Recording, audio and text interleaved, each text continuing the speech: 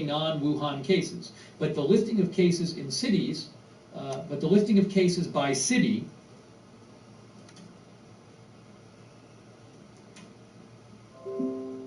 seems to, but the listing of cases by city seems to suggest 141 Hubei non-Wuhan cases, which would still be a big drop from 207 yesterday. So I don't know if there's a typo in there or what happened. But again, if you look at this paragraph, it's like it gives you two different numbers for the Hubei non-Wuhan cases. It's very confusing. Again, look, 1693 new cases in all the province and 1660 in Wuhan. That means 30. That's 1693 minus 1660 is 33. That means 33 cases in all of province besides Wuhan. But if you add up all these numbers, you get more than 1693. I think you get something like 1801. So I don't know what happened here. Maybe they'll issue a correction. Maybe they did something where they ruled that some of the cases weren't actually cases. So either it's 33 or 141 or something like that, because this says 33, whereas this suggests 141 if you add up all these numbers. So I'm very confused. Also, why would you have such basic, this seems like a very basic, like if anyone would have proofread this, you would just see that there's this huge discrepancy between that sentence, which says 33 new cases outside of, between that part which says 33 new cases outside of Wuhan, and this part which lists 141 cases outside of Wuhan. Like, why would they, how could they not catch this when they put out this? Did someone really just make like a very basic typo and didn't bother reading this over? It doesn't make any sense to me. How would some, I mean, it seems like just a gigantic error to post that. So I don't know what to say about this. It's either 33 or 141. Either way, it's quite low, that number, and it's a drop from yesterday, because 207 would be the non-Wuhan Hubei number.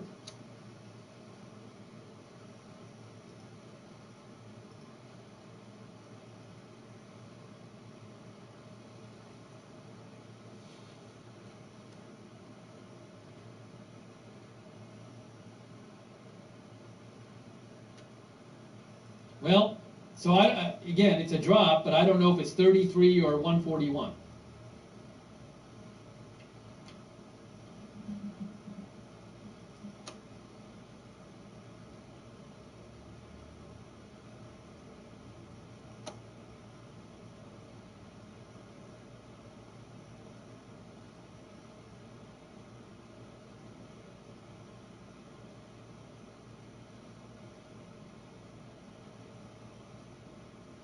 I should repeat theory.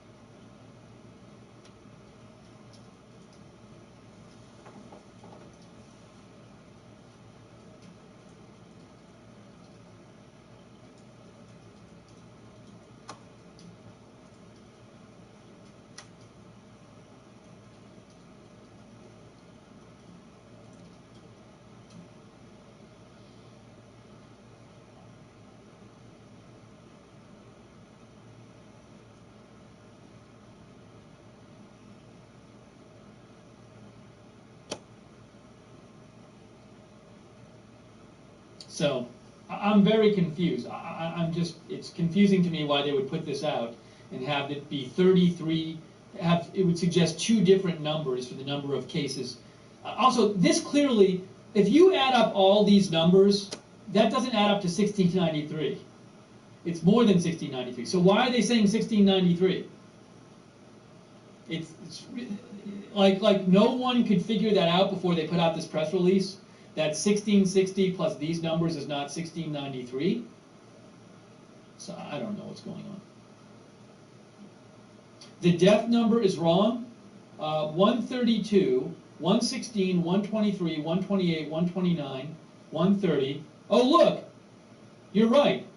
116, 123, 128, 129, 130, 31, 32, 33, 30. Oh, no. It's 133, and this, what the problem is, this is 132. If you add up all these numbers, you get 133 minus 1. This is a minus 1 here, because it says Enshi Prefecture reduced one case. So they're saying 132 net deaths, which is 133 minus 1.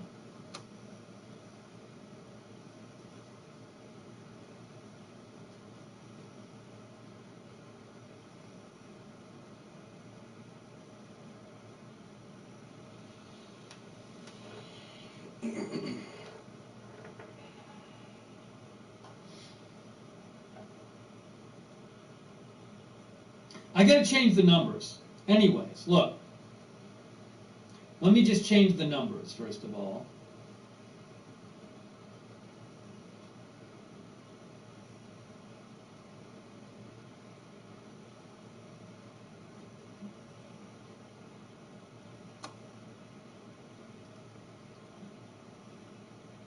And let me just say this. Before I change the numbers, I want to say this again. Whether or not their number from, whether or not this number is 33, which one part of the, so really it's 33 or 141. It's one of the two.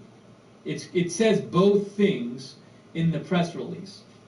But whether or not it's 33 or 141, I believe the same. I believe the same point can be made.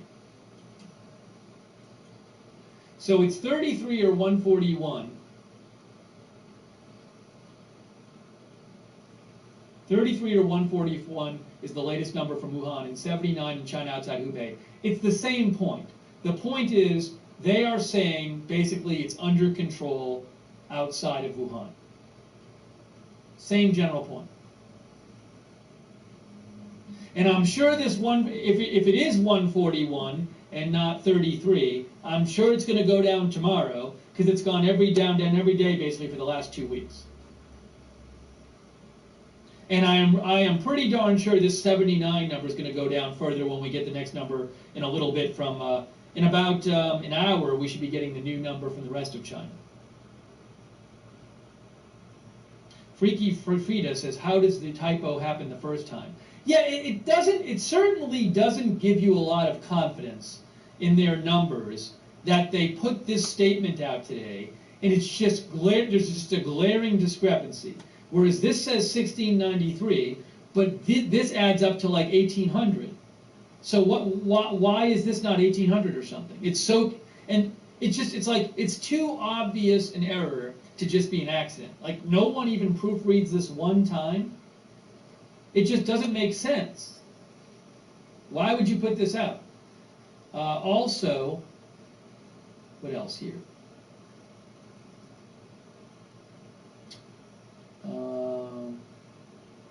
The number of severe and critical cases is like 1,100 something, or 1,200. Around 1,200 severe and critical cases, whereas yesterday was around 1,100. So the number of severe and critical cases has, let me just do the math here. Hang on. So yesterday, severe and critical cases was, where is it?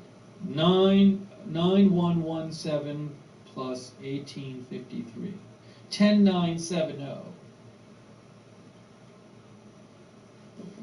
And today it's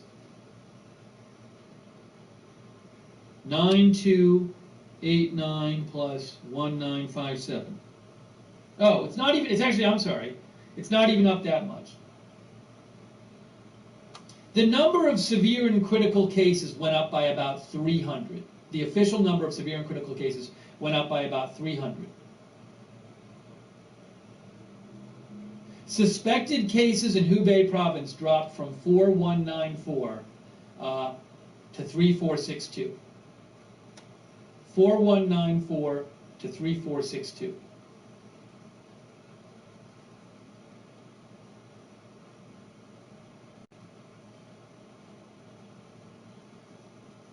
I have to post that.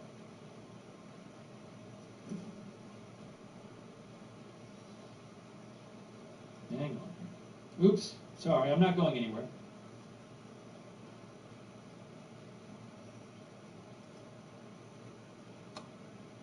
Oh my God. What up? What up? What up? Oops, What sorry, up? My bad, bro.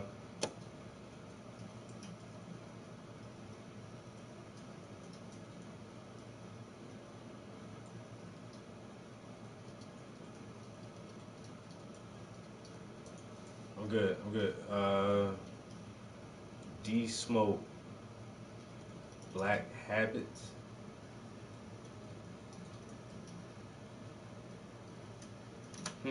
Gotta hear that real quick. I was actually, me and this one guy are having a conversation about religion. I was just about to send this message, but I need to proofread it because I be fucking up on my grammar. The official number of suspected cases in Hubei province, including Wuhan, dropped today. It dropped yesterday. I'll say today.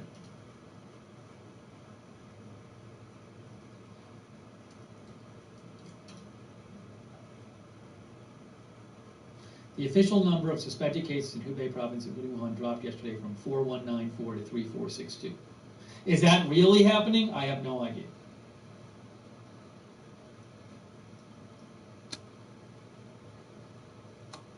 All right, I need to update our numbers.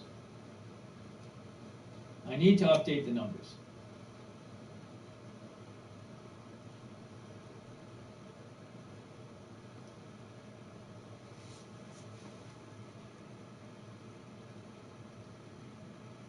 Either way, the falling numbers continue. Everywhere outside Wuhan, the falling numbers continue. Okay, it's 75129 in 2007. Official death toll over 2,000.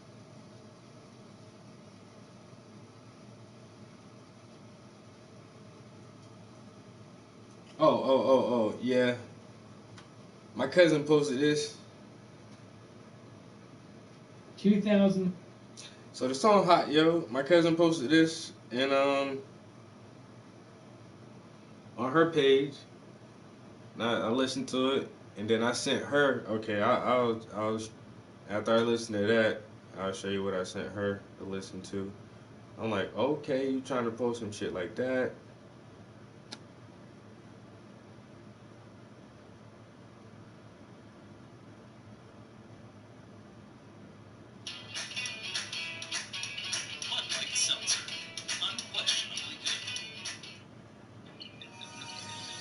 Oh, I sent her this Ciroc video forever. But When I wake up, no makeup, half naked, I feel like I'm the shit. Pardon my language, but hang-ups do not define a kid. No, I'm not flawless, I'm scarred up and I'm fine with it. My body are the laundry list of all of life's kindnesses, but I still sip tea and chant on and live free, cause hardships and heartbreaks turn to rap epiphanies. And mom told me stay woke, cause all gold ain't glistening. Choose your words wisely, cause the all-knowing's listening. But no worries, I'm Gucci, my thighs are little juicy, my dialogue, little awkward, my idols. man, motherfuckers be making good music all the time, man. I like this song though, but I think that the only thing like nowadays, yo, he talking about praying to God or whatever, yo. Like I'm so over that, yo. Just like, ugh. I mean, if that's your thing, bro. Even like when you listen to Joey Badass last album, he's really religious. Kendrick Lamar is really religious, and it's just like, I don't know. Most rappers, most people are really religious. But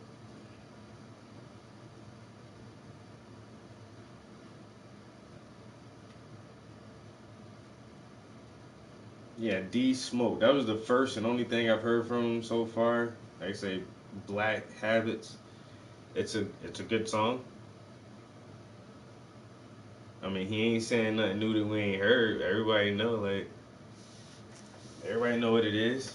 It's good that you making music like that, and it's wild that like when a motherfucker make a song that's not ass shaking, the motherfuckers riding on the horse and shit. No, he does step through with his shirt off, I think. You know, a little bit of, trying to sexualize it a little bit or whatever. But it's not like cars and money and gold grills and all that shit. And so, I don't know, people just get like, when somebody can hit it like that right on the mark and put out a good video for it, it seems to get extra hype when there's like motherfuckers make music like this all the time. Like this should be common. Like it should be so common to hear songs like this. But it's not.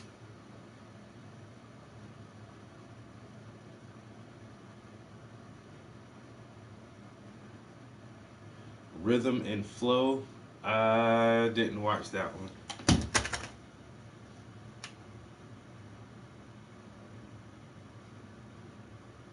His whole album is called um, it's called Black Habits. So this must be his. Is this his first debut album?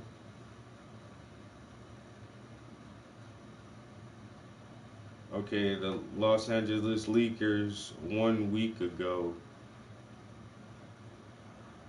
He did a freestyle over Outkast. Stay restless with the icon You know that what does I'm the saying? same. The new RX, crafted by Lexus. This is the 2020 RX 350.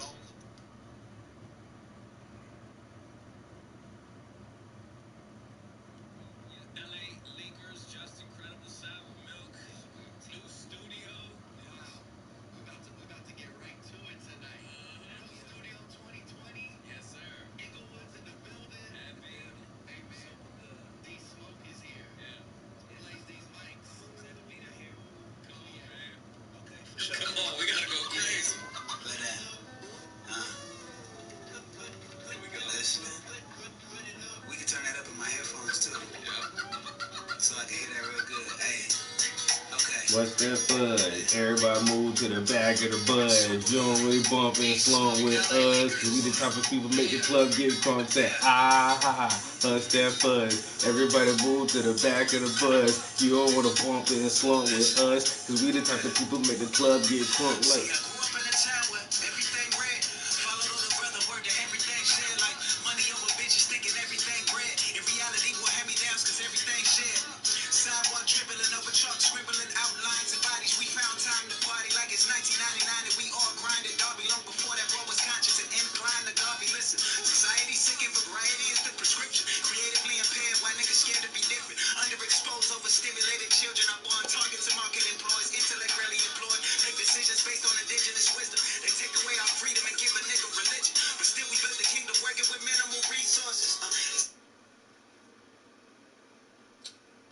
and don't contradict yourself.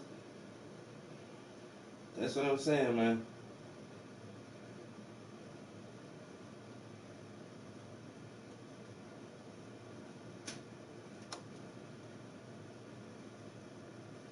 They take away our freedom and give a nigga religion. And then in your other song, you talking about God and all this shit. Like, that's what Jay-Z came at Nas. He was like, is it Black Girl Lost or Uchi Wally Wally? Like, which one is it, nigga? It's both of them.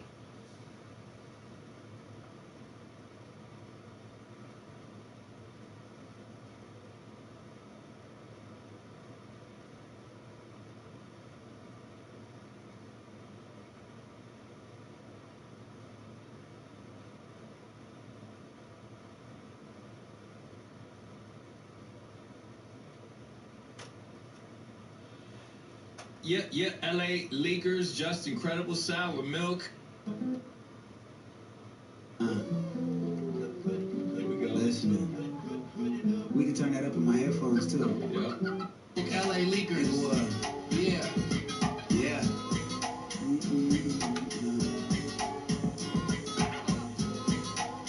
Listen. Yeah. See, I grew up in a town where everything red. Follow little brother, word to everything shared. Like money over bitches, thinking everything red. In reality, boy, hand me downs, cause everything shared. Sidewalk dribbling up. You think niggas like this gonna kill mumble rap? How long these motherfuckers been mumbling? Damn near 10 years, man. I hope this is the new trend is the old trend to actually spit some shit. You know, that nigga spitting. You know? Like, that's what I'm saying. I like the music like this. But it's a shame when it's like, oh wow, like, no, that should be normal. This shit should be the normal. Everybody should make music where you spitting some shit. You know what I'm saying? All these Lil Uzi Verts and Lil Pumps and Slump God and 6ix9ine and Little Xanax. Who the fuck named themselves Little Xanax?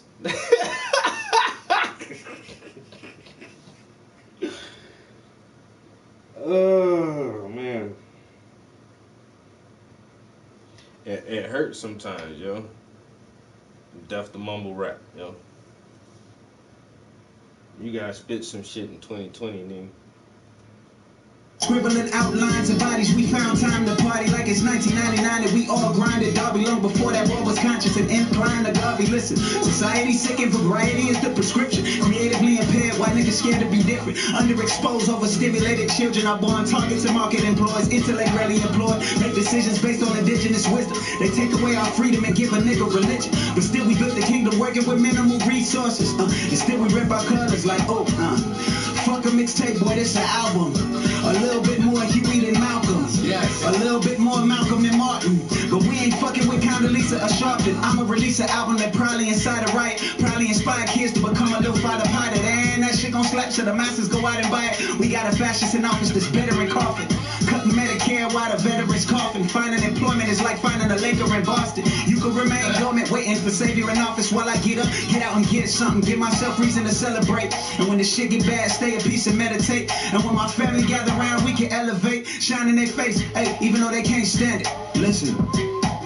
El presidente no vale verga. Estoy prisionero en un país lleno de mierda. Construido en las espaldas de nuestras abuelas. Morenitas bonitas dobladas ardiendo la tela. Nos quitaron cultura y nos dieron las reglas. Nuestro poder no se puede medir con la regla. Hablo la mente para la gente con las quejas. Bajo gravedad los dedos nunca tocan la meta. Cocaína en las venas, se sienten las antenas. Pistola en la mano lleno de balas. Mientras que sirenas llaman. Disparos gritan, dejan hoyos y queman. Quieren rayas los jovencitos como una cebra. Pero los leones están cazando en la selva. Hablando de la verdad uno sabe dónde llega. Me arranco, no quiero ser un blanco del sistema. Tiro ganchos mientras que estoy peleando contra cualquiera persona. Nunca tengo miedo, compa, porque la muerte es la única cosa que me puede introducir a mi diosa. Los pinches idiotas creen que me pueden controlar por medio de las leyes, pero solo sigo God. Inglewood. Inglewood, Beast Mode. Do it, man. Wow, that's the tone we set. Period. New project out, man. Black Hat is out. Love it, man. Love it. Thank you for coming by the LA Leakers, man. It's an absolute pleasure. It's mandatory. We had to do that. Now Drake can rap and sing. This nigga can't rap in 2 languages though. You know, I ain't never heard Drake rap in two different languages. Huh?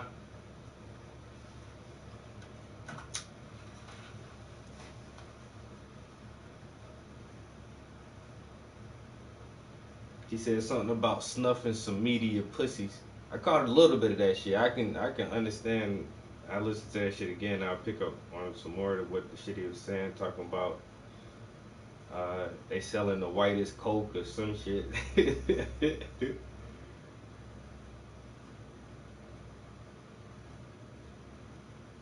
said he got the going going somewhere with some of the most beautifulest women. I don't know. So I caught some of that shit.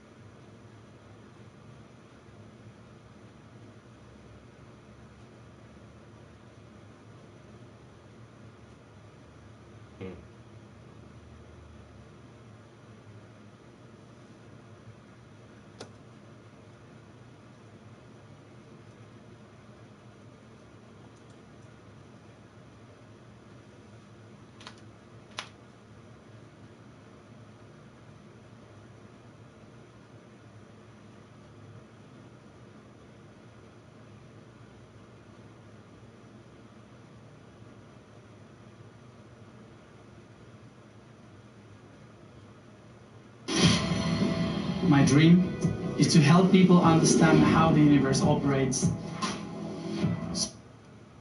That's love. Do we got the beat? And Bastard Boy. Okay.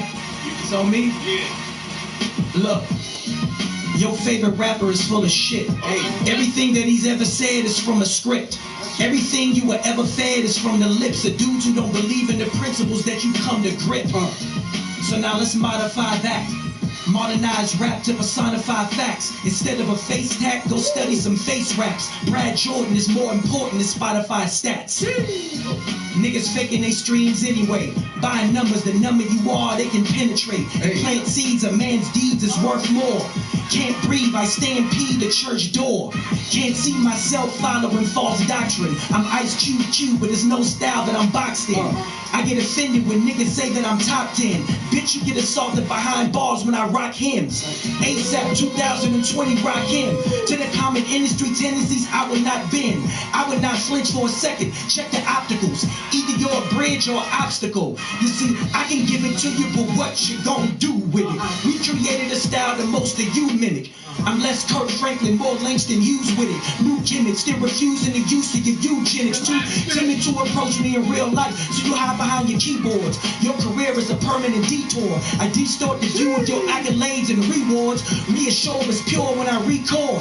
I'm reborn on every beat that I reach for. When I breach your status quo on static, no, you rather leech more. That's the reason these niggas create the fake beat for. So you can click the link and they can eat more. You see, rappers on the bubble find other rappers that make trouble. Premeditate fuse and fan bases double. All at the expense of the listener, y'all ignore me. And you wonder why real niggas look at you as corny. Your coronation don't coincide with the corner store. The corridor to the coroner is the course you on. Of course you on, you a stereotype. A caricature of America's imperial plight. This is serious material, cause every empirical image of niggas is seen in this satirical light. Either overly violent or you hypersexualize. If you've never been oppressed, then it's hard to contextualize. If you've never seen the truth, then it's hard to reject the lie. Dangerous is the claims in the affidavit. Dangerous is the blade from decapitation or religious cult handling snakes in the Appalachians. Witness the scope of his parameters. You can't cover these bullet wounds with bandages. We won't fight for our people with disadvantages, but camp overnight for Jordans and chicken sandwiches. Don't become a statistic, cause you can get shot whether or not you even reach for a biscuit. The system that we in is sadistic. Until you kick the bucket and you covered in flour, then you enlisted. Listen to the lyrics that linger out of my language. Private owned prisons is generational anguish. This is all part of a larger plan they came with. They will force your hand till you fold and cave in. Cave drawings inside of a catacombs, or scattered bones of rappers inside of a mausoleum. That's just how I look at the artists that y'all redeeming. As a second coming, I'm coming to spar carpet beam. When niggas say facts, I think fiction. Rumors and allegations are just as bad as convictions. Social media mediates every decision, cause we scared to take a stand in the court of public opinion. Black icons are now pawns inside the plot. Racists on trial, you in denial or you not. That's right. Not to say I conveyed was flagrant, but some of our spokespeople ain't nothing but double agents. I am the Denmark Bessie, the Plessy Ferguson. Every verse I'm him is necessary but burdensome. And onerous, you diss at your own risk. If you speak my name in vain and you slit in your own wrist, it's about ownership. Who was ownership? I was ownership. I was trying to focus on getting noticed to coexist. Your coping method ain't copacetic, go romantic. You spoke a verse, but we know who did it. You're so pathetic. You go on Reddit and readily try to mock me. Aki, you waiting on the Mardi Gras. I'm waiting on the Maki. Your Molly crew is a crusade of incels. I am the audio equivalent of a chemtrail. All well and ends well. The ends justify the means. Your meaningless mockery will land you incels. In celebration of finally finding patience, I'm placing my own bias to the side to gather intel. Nigga, I will slay y'all kings. Leave your bitch wide open like Draymond Green. Leave your click side open till they say I mean. A stock for the law. Don't ever underplay my dean. Whatever I say I mean. I believe that I was chosen. Plucked from the fruit of the tree that you beholding. Emboldened by faith, my father gave divinity. Fuck status quo, no record label can limit me. Every rap is calligraphy, every act has been clinically diagnosed with soul. So why take offense to these? Bitch niggas that you choose to celebrate till they lose steam and you scheme to separate. Set the date and I'll meet it, accelerate through anemic. Niggas claiming they got you but never there when you need them. Begging for me to lead them, leave them all at wayside. I take pride exposing when niggas can't hide. I take sides when niggas aim at my family. Let them dwell in hell, the heavens is my canopy. Your ghostwriter's full of estrogen. You let him rewrite your life like Paul in the New Testament. Set me next to his Mexican, I will X him then exit when niggas say that I'm done, but homie, that has never been. I've never been off bullshit, I use it to fertilize my dreams. You scream, but it's useless. Look, I'm the byproduct of prop. Gotta take a break. Who I'm listening to right now? Who rhyming right now? Woo! I'll tell you his name in a minute. Let me get a few more of these bars in real quick. The foreshadow of forced travel from my apathy. The quite opposite of what's opulent. Every occupant inside your purview deters you from what you strive to get. I'm considering littering little nuggets of information to give niggas some game before they reach the pavement. The pay stubs that you stubbornly waste will eventually bite the ass of those spinning with haste. See, there's a difference between a player and a coach, a boss and a roach, a sheep and a goat. The anchor's been set, but still we sink with the boat. So they don't have to tie the noose, they let us reach for the rope. You come across weakened and you sing when you spoke. Still have to promote an image I perceive as a hoax. Every time you underachieve, you concede or you gloat. To extremes we don't need to invoke. I'm vocally outspoken, still I know what was tough. The paradigm is paralyzed, parasites are afoot. Trying to hide behind the beat, their disguise is the hook. Your discography's a mask, still a masses partook. Look, I expect that type of clash. Heard he dropped a new track. I respect the right to pass. You believe the future's bright, but neglect the right to pass. How you spray yourself with Axe, but forget to wipe your ass? No. See, rappers in the back was the... This motherfucker has been rapping for 6 minutes and 28 seconds. This is Locksmith, yo. Never heard this freestyle right here. I've never heard this Locksmith freestyle. This shit came out last month. It's like a new one. This nigga's just 6 minutes so far, just straight bars. It's already like 100 bars.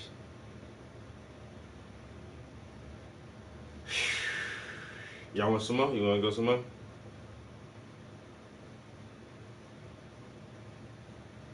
Niggas ain't gotta talk because the facts do it for them. If it looks like a duck and it quacks like a duck, either it's bad luck or nigga, that's just a duck. Said I was busy, but that's just a duck. Flashing money to skim me, see that's just a buck.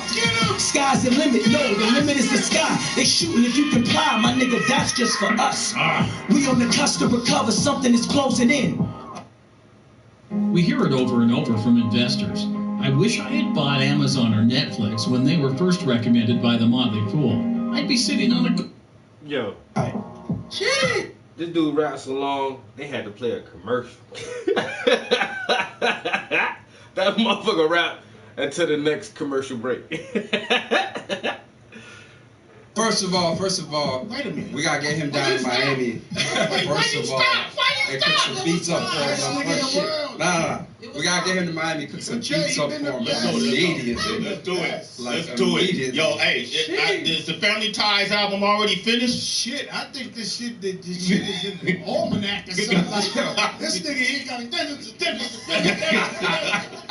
every lyric counted. No. And no sent the link and then asked me for my opinion. So let's exfoliate it closer. Elected of any merit, America. Listen. Listen. Look. Everything divisive, confrontation and crisis. We criticize and hide behind our devices. You are not a part of my life, so why would I stress? You a bitch, I can see it just by the eye test. I see the truth behind the peril still. I seem aloof unless you pairing bills. Life is in motion, mostly a Ferris wheel. If you scared to build, then you probably vomit a pair of steel. Parasail off of the wind chill when I exit. Everything perfected, erected after you left it. Neglected of any merit, America is infected. He's blowing up, but it's only cause he's connected. I'm fetching my own PR. You know they love to scrutinize.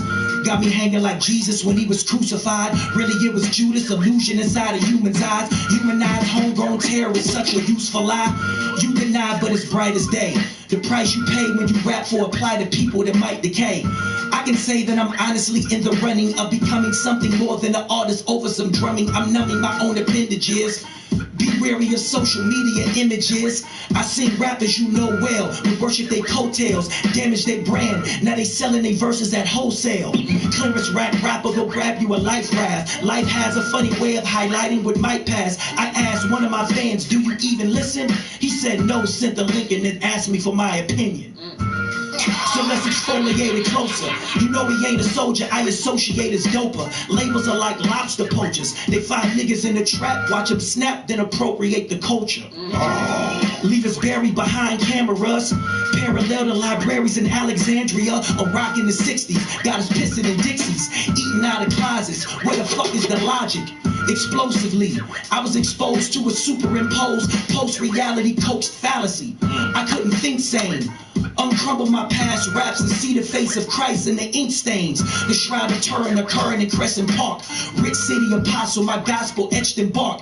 In the tree 50 feet from where Boo Boo got shot. Mike Robinson had the ninja with the shoe in his sock. I was used to the not having support. Abort devils, aboard vessels. I was ignored, my thoughts wrestled. Distressed denim, addendum, and alterations from altercations in case you get lost in the block's echo. Make your heart race like it's laced in your nasal.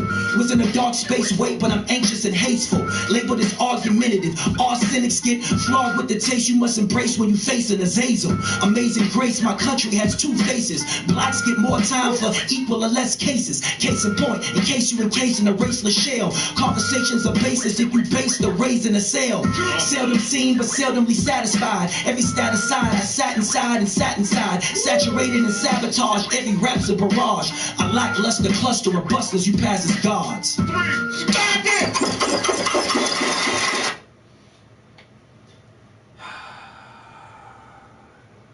A lot of motherfuckers can't fuck with Locksmith, yo. You just... Oh, that old Black Thought freestyle when Black Thought from the Roots freestyle for like 10 minutes straight. Yo, Locksmith. One word, just like somebody who come open your fucking door for you. Locksmith. Yo, motherfucker hot, tall ass light skinned dude, yo. You got bars for days. I don't know. I tried to listen to one of his albums, and you can just tell, like, the music he put on this album, he was really trying to have something for everybody to listen to on it, you know, trying to reach a wide audience. And a lot of the songs just fell kind of flat for me. But his freestyles, yo, his, like, when it's just him on some gutter shit, yo, his shit too raw every time, yo.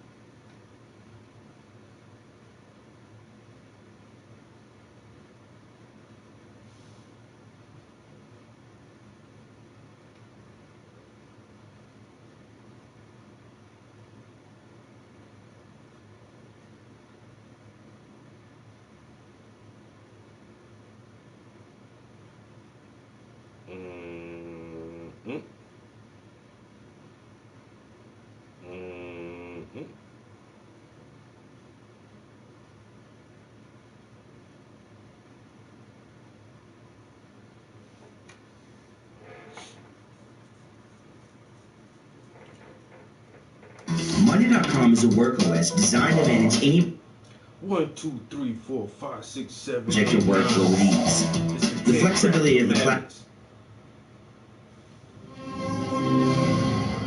See, that's the music I grew up listening to. You know, Fuck the Police, 10 Crack Commandments. You know what I'm saying? Shit like that. A few years ago, I did a reading of some of the kind letters that I received, and there's been a fair demand for me to do another lot. So here's a second batch of charitable correspondence. I never knew Richard Dawkins did something like this right here, yo. I'm sick of hearing about you and your theory of evolution. You may have evolved from monk eyes, but leave me out of it. Have you ever tried to make love to a monkey? I mean, I wouldn't be surprised if you have. Some sodomites are now running all our universities. But either way, I hope you do get sodomized by satanic monk eyes in hell. Sincerely, a created daughter of our Lord. Fuck you, you fuckity fucker. What will you think? Yeah, when celebrities read hate mail to themselves, it's the funniest shit ever, yo. Celebrity hate mail. Like, I don't know. Would I read that shit? Probably would, and laugh the fuck off at that shit too, yo. I hate you. You don't think God is real because you're gay and stupid. I ain't think that my man Richard Dawkins would actually sit down and read some of his fucking hate mail, and then it's called Love Letters to Richard. Fuck you, you fuckity fucker. Oh.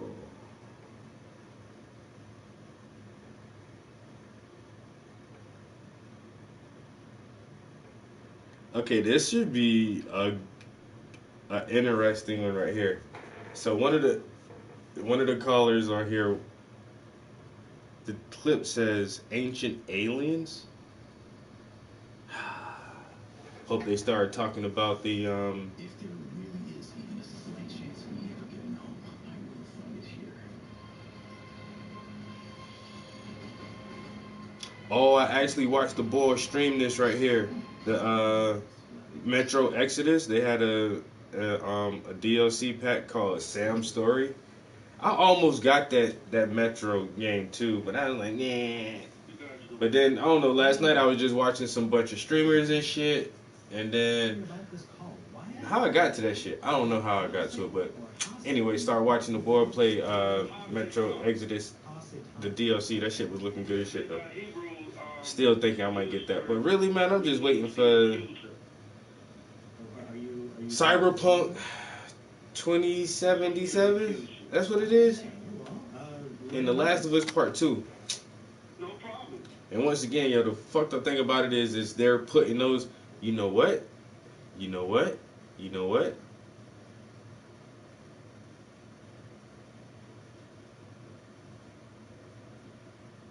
Well, that's still stupid though. Like if they put those out, yo, the last Doom, that Doom shit look like it moved too fast. Like I don't know, man. In Doom, yo, you be all over the place, fast as shit with that game, yo. I don't want to play nothing that fast. That shit look hot though, like the graphics we got nowadays. But that's the thing though, like the PS5 comes out. It says this holiday season, which normally means around Thanksgiving, November, before December. Because if people don't buy it, well, people are gonna buy it as soon as it launches. But most of them gonna buy it and put it aside for a Christmas gift or some shit like that, stocking stuffers. But The Last of Us Part 2 and Cyberpunk are scheduled to come out like just a couple months before the release of the new console. Like I still can't get over that shit. Like it don't make any fucking sense. Why are you putting these games out early the same year the new hardware comes out? Why don't you just make one of them a title launch, a bundle pack? Oh, are they gonna have it remastered already for a bundle pack when the There is a way they're gonna fucking fuck me over with this shit, yo, because I don't want to wait for the new console to come out to play the fucking game. because I'm gonna get both of them. I'm gonna get the new console. I'm definitely gonna get the game, but I'm mad like because that's what they did on from the transition from the 3 to the 4. They had The Last of Us and Grand Theft Auto. They put them bitches out on PS3. Or was it Grand Theft? Grand Theft Auto was on PS3 before the new console launched, but then when it launched over, they remastered Skyrim remastered, The Last of Us remastered, Grand Theft Auto, and there was a couple other games that was like fucking dumb because you had to buy the game again.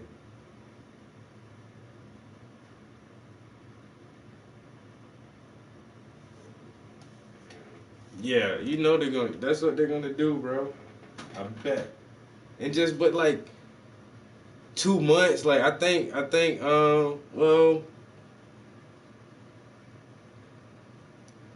what is the release date for The Last of It? Because it was supposed to be this month, yo. It was supposed to be February something. Then they pushed it back to like May.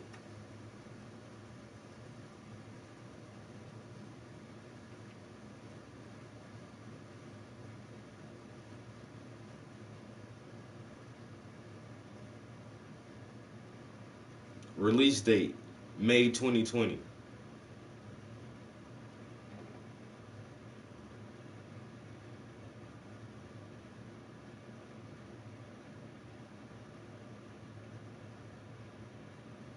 So that's like May 29th? Okay, so that's still like, what, 5 months, 6 months out? May, June, July, August, September, October, November. Yeah, I guess in 6 months they'll have enough time to remaster that shit or whatever they're gonna fucking do to it in a damn near half a year. And then when it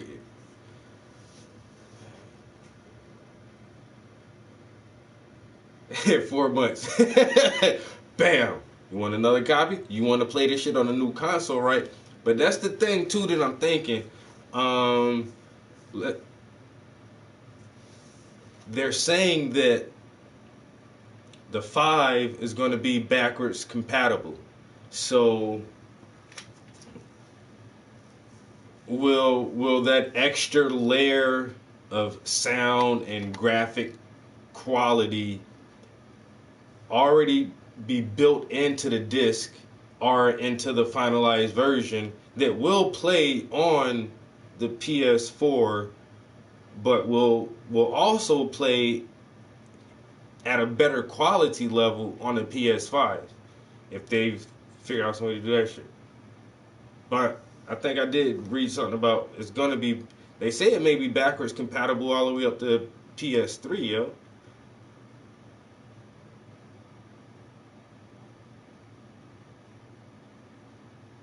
So if it is backwards compatible, and if you get a hard copy disc, if it's already like formatted to work on a higher,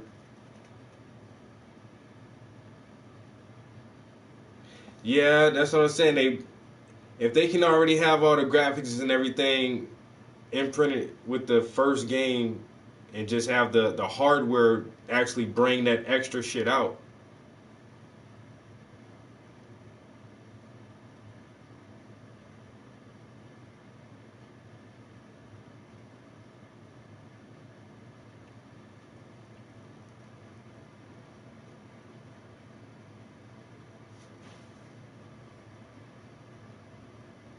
It's only going to go back to the 4. Like I said, if somebody was talking about they might bring the PS3 games to it too, but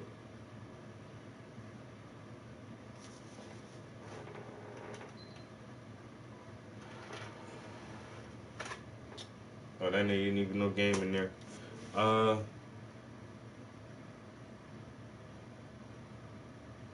But the PS3 games weren't on Blu-ray, right? Were they? Like the disc we got now, them shits are fucking Blu-ray disc, so.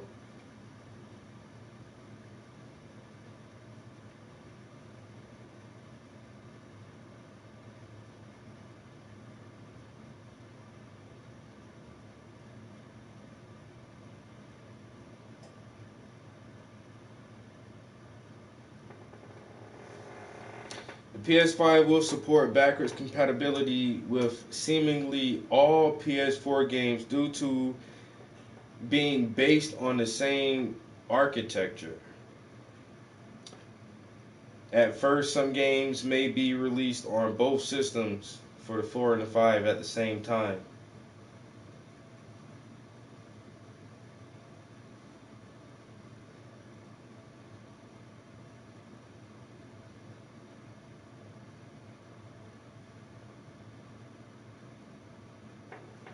So, we'll see. Alright, bro. We'll see if they try to get you to buy these fucking games twice in like less than a year.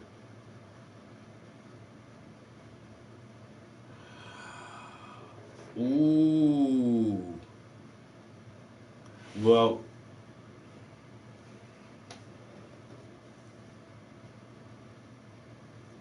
that is a good question. I mean, all of that shit is linked to your account, but like you say, once again, we've had the same. Well, I've had the same account since PS3. So, I've had this Trap House Entertainment for almost 10 years now or some shit like that. And so, yeah. So, if we do jump over to the next console, put our account back online, will our digital library follow us? And if it does follow us, will it be functional and can we play it? Because like you say, man, I'm a PlayStation Plus subscriber, so I get the free games every month. And I'm like I say, for the whole time I've been doing this, I don't always download all the games, and then plus with the PS4 Pro with the terabyte of memory, like I got like over 100 games on that shit, yo. I want to keep all them shits too. I earned those games. That is a good question. Will our digital library carry over with us? And even I have some digital games that I fucking paid for. Like my last the copy of Ghost Recon Breakpoint. Like I brought that as a digital copy. I normally don't buy digital copy games, but for that reason, it's like once you buy it digital, like it's just there, you can't trade it in or sell it or anything like that. It's just yours forever. So I mean that's my main reason for buying hard copies. Because if you try to trade them back in, you're not gonna get a lot of money for it. But you can still do it if you really, really want to.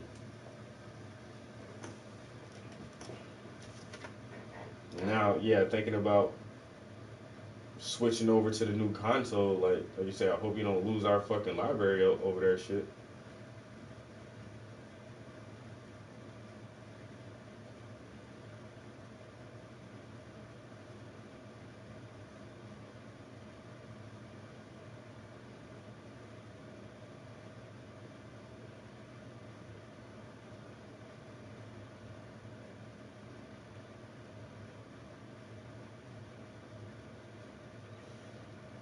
Okay, I guess there was no message.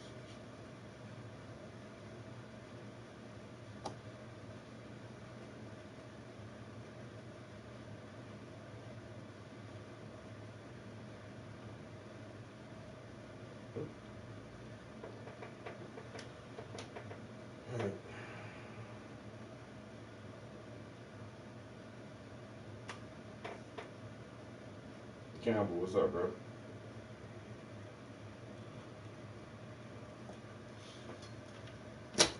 I'm gonna paint for a little while. I'll probably pull out my knife and see if I can add some textured detail to the background. this lower half of the wall behind her are actually like those big square stones, not like actual bricks.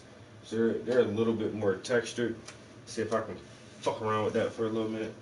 I honestly want to clean off my palette. There are some good paints on here, but like it's getting really dry in a lot of places, and I don't know, it's time for a good cleaning. I ain't gonna do that tonight because it take like 10-15 minutes to clean this shit, scrape it off good and all that, so we're just gonna try to work with it like this. For this textured part, I'll probably use some of the Winsor Newton paint out of the bigger tubes. You see what disc I had on my PlayStation? The Ghetto Brawls. You know why? Because this all we had before World Star. Y'all don't know about this. I'm telling you right now, y'all don't know about Ghetto Brawls, bro, on DVD. You know what I'm saying? We had to go around the hood with camcorders and record all that shit. You know why? Because they wasn't no YouTube and all this shit, man. This is how we had to get it in and watch Ghetto Brawls on DVD.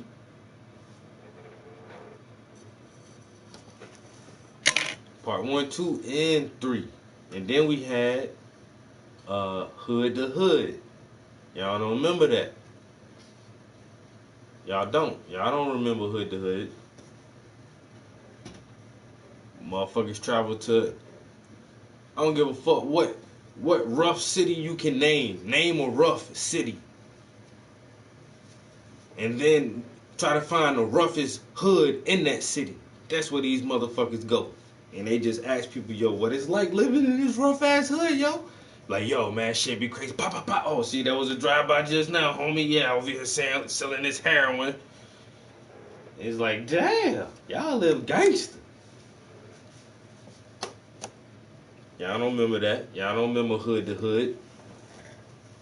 Ghetto Brawls. All y'all know is YouTube.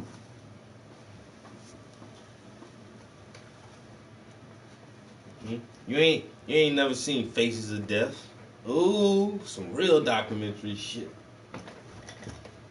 You don't remember that?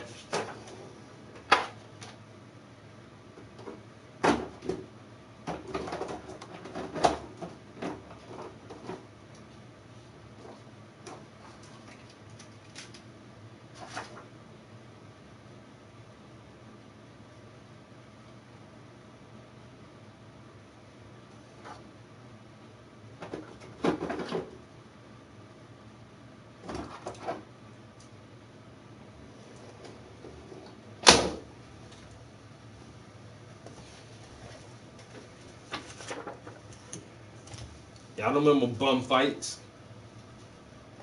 Huh? Let me stop. Nostalgia.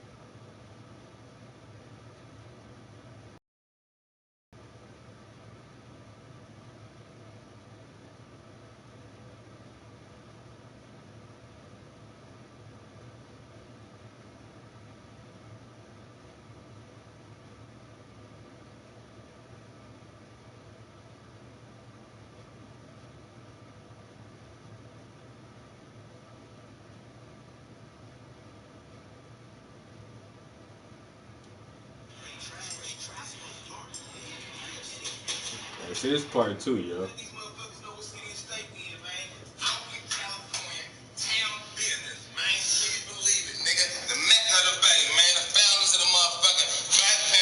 Biggest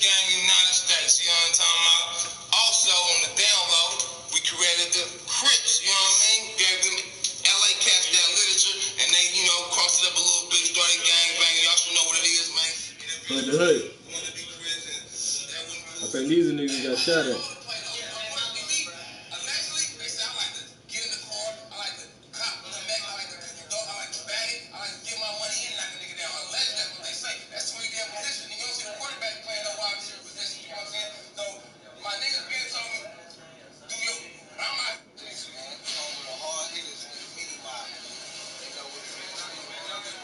Y'all already know this. If y'all don't know yet, this nigga, aka Young Max, man. Niggas know what it is. Niggas see this face, they know what it is. Niggas know what it is. A lot of people in the hood with loved ones that got killed. You got people. Motherfucker get shot at, going to funerals. Motherfucker take you to a spot like, yo, my brother got killed right here, man. He's like, where? Right here where I'm standing, man. Right on this spot. Yo, they killed my brother, man. I'm like, damn, bro.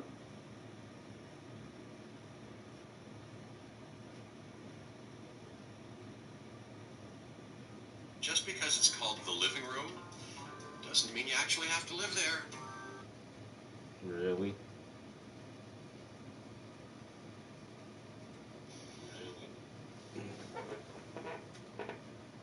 First of all, I'd like to start by saying, Ooh, I almost put my phone on the paint. God is real. I was like, boop. Psych. So you've been waiting, and I got you. You know I got you, right? Cool. Let's do it. Okay. Now, first of all, when we look at Kim Jong-un, right, and his father and their lineage, do you know people in Korea believe that that man is a god, right? Right. Okay, well, I heard your show about by definition, but I just want to say, by definition, Kim Jong-un is a god.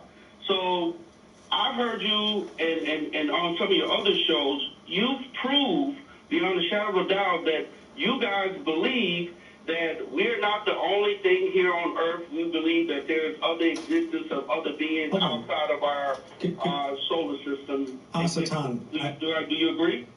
Well, no, you're going to have to walk us through that because I'm Yeah, nowhere near there, man. What exactly did we agree to? What? Yeah, just because we believe that someone can define a god into existence doesn't mean that we agree that there's one that would... No, I'm saying, do you believe that there are other beings outside of our solar system that He doesn't poop.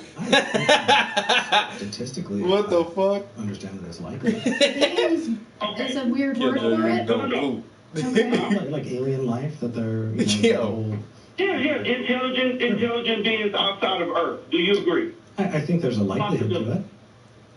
Okay, there's a likelihood to it. So I watched if we that Faces have of biblical text that speaks of individuals coming from quote unquote the heavens that had superior technology and superior knowledge, it's not a far stretch for individuals to believe that these individuals were gods. They just called them gods because of their high technology. Okay. Oh, you called about ancient aliens. Hasatan, you have made my day. So, first off, let's talk about the biblical text. Write it off as ancient aliens. Wait, that's not it? Well, no, we don't want to write it off as ancient aliens because the context is God. I just want to stick with God. I just want to prove that God can be anything to anyone. Jim Jones was a god. Farrakhan is a god to some people. So, I'm saying, I just think it's a little bit. I just think it's a little bit arrogant for atheists. It's like you're beating up on your little brothers and little sisters who are not as intelligent as you, because I assume that you think you're more intelligent than Not remotely. No. You assume. No. In fact, we have the show because we're confident that there are people who are watching this who are very intelligent. No, oh gosh, that's really condescending. No. no, not at all. No. You come off the way critique individuals who actually, it's like seeing somebody who's developmentally disabled who believes that they're Superman, and because he believes he's Superman, he's not going to go around beating up other people, right? Wait. If you're not Superman, face reality. Hasatan? Are you calling theists mentally unstable? Yes, I am a theist. But wait. Yeah, and sorry. No. We need to find a different way to describe this. I've worked in special ed for years. That's not. And that is really, really upsetting for reasons that are entirely different from this Dude doesn't conversation. poop. He is a guy. Yeah, but that said, God don't need to take a shit. Let's start building. What's the a bit of first a criteria foundation, of becoming a guy? So tell me if you agree. The first thing is when you can't talk poop. about any of these Ever. conversations, you gotta eat. The person But you you are can't speaking to needs to be respected. But the idea that you're Now, if speaking you can about eat and eat and does eat not. for your entire life without taking a I shit, you disagree are for a one god. reason. Why? Because when you realize that these individuals who are being subjected to cognitive dissonance, right? Any individual that can be subjected to cognitive dissonance might need that serotonin. They might need that activation of their frontal lobe through religion, or otherwise they may create or do heinous crimes. Do I do heinous crimes? Does No, he do you heinous don't. crimes? But it's so self-centered for you to look at someone else who may need religion to not go out and do the things that you wouldn't do. See, and I actually view Religion this, might be a benefit for them. and I actually feel the exact opposite way. That's interesting. I think this is going to be a hard disagree, Hasatan, because Really? well, and I'll tell you why, man. It's because what you have done is written off a massive amount of people from deciding that they have earned the right to explore the world around them. No, we'll just condescend and they can believe whatever they want to believe because we're just so smart.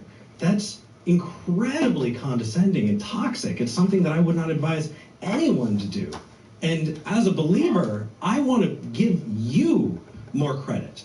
I want to say, Hasatan, whatever you've got, it's not because you think that you can't understand a thing. And to say that there's only happiness in religion, there's happiness outside of it. I live the most fulfilled life I can. And I don't believe, and I'm surrounded by people because I'm in an amazing community of people who are doing exactly the same thing. So why would that be the sole purview of religion? I'm sorry, but as you're saying this, I'm just disagreeing point by point by point.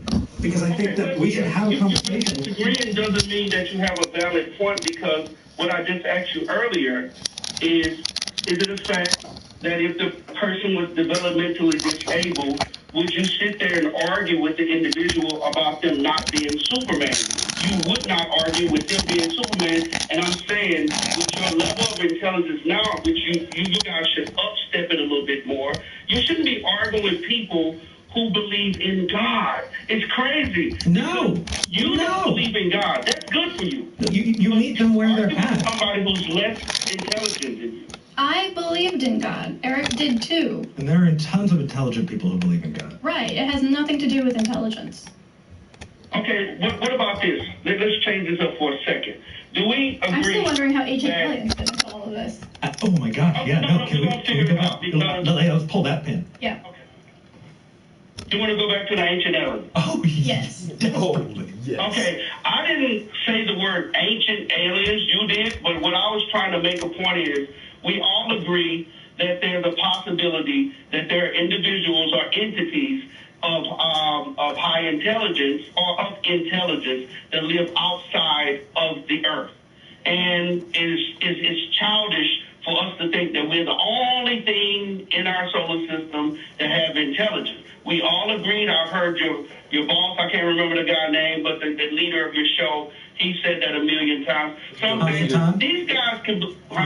I'm the leader of my show. I'm sorry. There's another show that you guys are affiliated with. Yeah, that's our sister show, The Atheist Experience. You're talking about Matt Dillahunty. Yeah. Okay, I got you. This is my show. I apologize. I'm going to insult your leadership. Well, I don't care. That just, it's funny because I get that a lot. The point that I'm making, I heard on both of your shows, you talk about the existence of entities of intelligence outside of Earth's atmosphere. Though you've never shook their hand, you believe in them just like a Christian believes in God. No. You believe in it. No.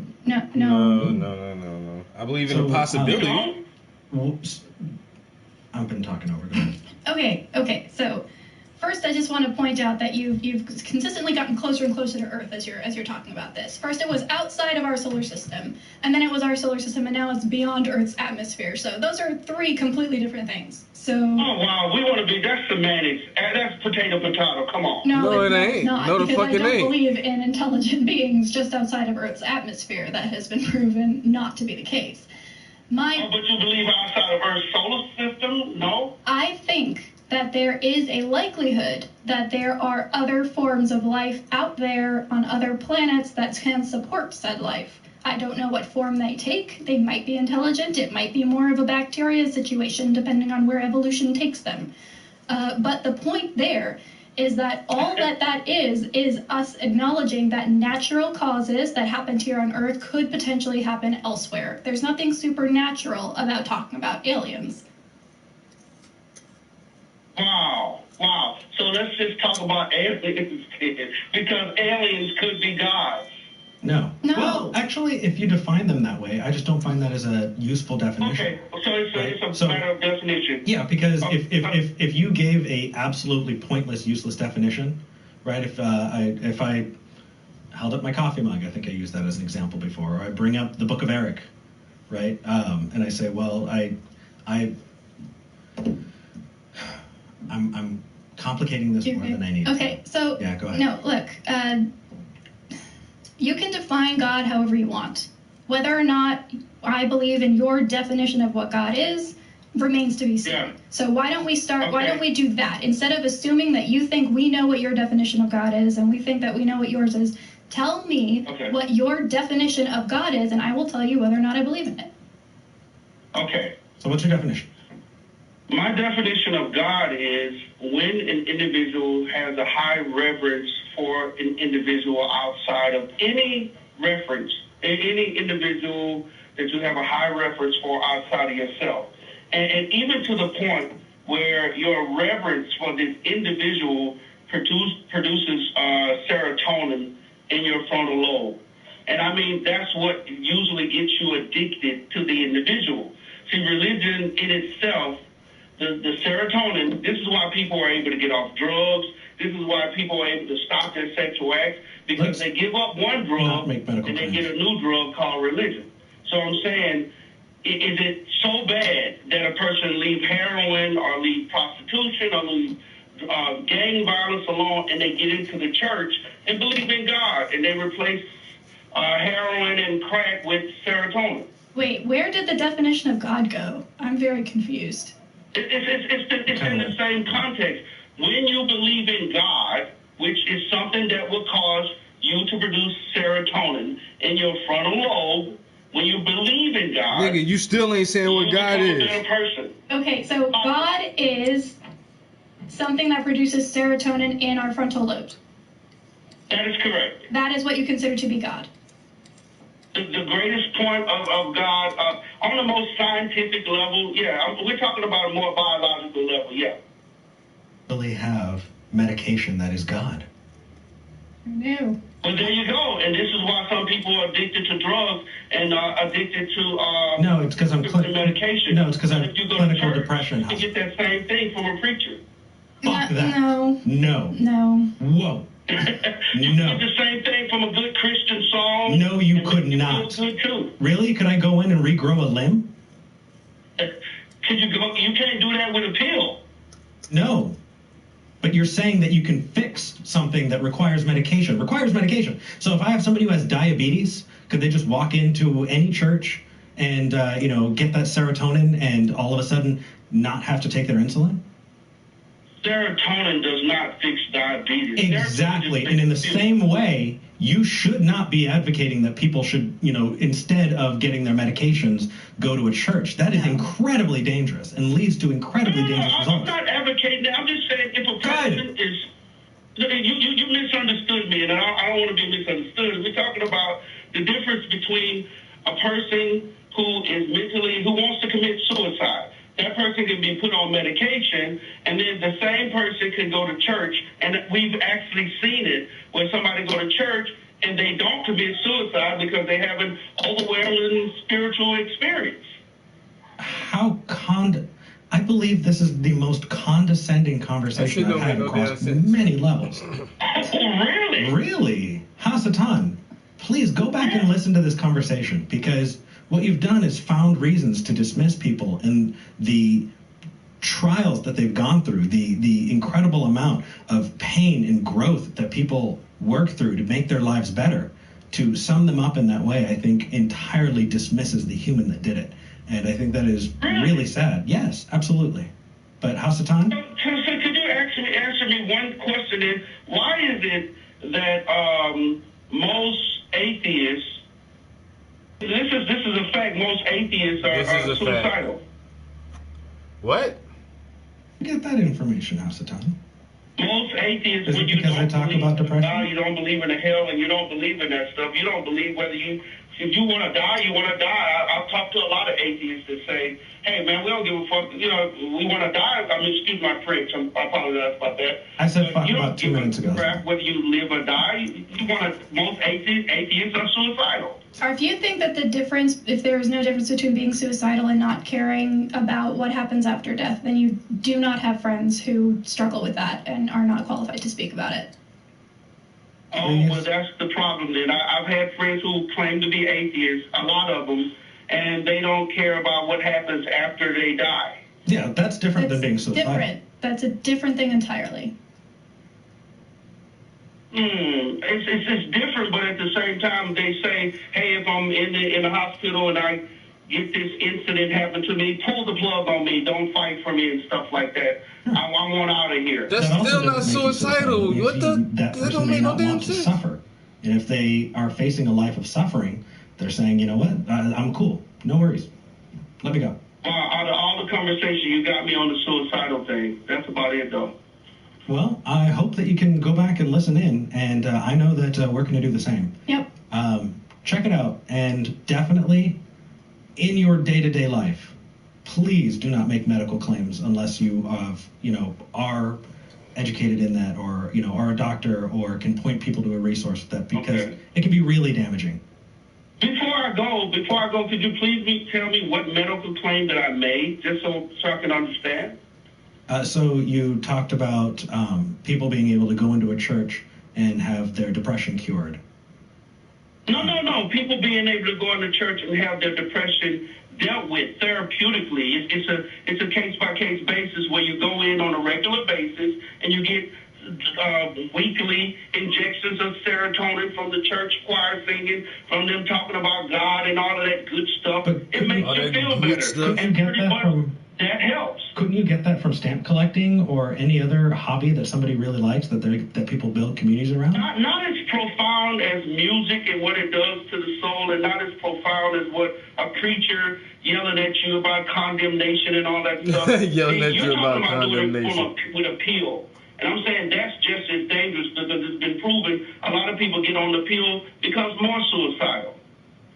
Okay, so there's another medical claim that you've just made. You said it's been proven that that's the case. There are a lot of pills that come out today on the commercials that say may cause feelings of suicide. Depression drugs cause you to feel like you want to commit suicide. That's a fact. Right, and those pills aren't being given to people who are suicidal, right? Oh, yes, they are. Okay, well, you should do some more research and drop into the Discord or call he kind of got him on that. Drugs and so many different medications to stop suicidal behavior. And, in the drug itself, it tells you that there's a possibility it could make you want to commit suicide. You know what? Honestly, I think this is a conversation that needs to be had with the doctor. It's starting to move into a place. No. I mean it. That's really good, though. Yeah, I'll listen back at the show like you said, but you guys just...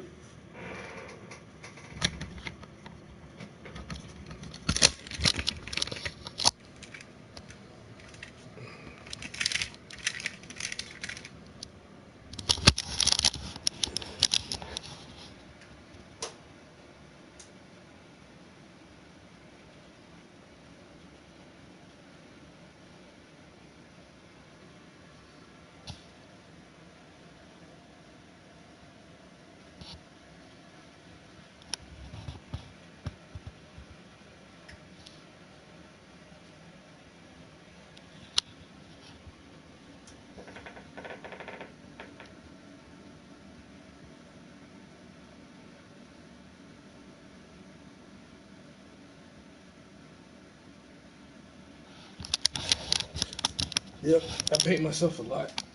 Oh, I just dropped off 2 other paintings of myself over the weekend.